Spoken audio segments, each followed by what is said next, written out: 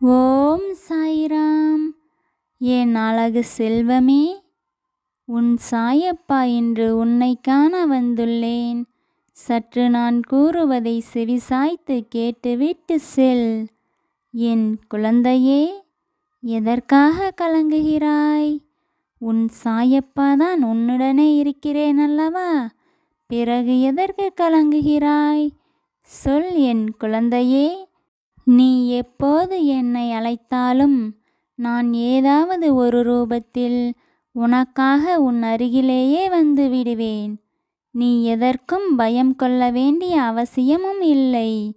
ஏனென்றால் உனக்கே தெரியாமல் ஏதாவது ஒரு ரூபத்தில் நான் வந்து உன்னை பாதுகாப்பேன் என்பதில் எல்லளவும் உனக்கு சந்தேகம் வேண்டாம்.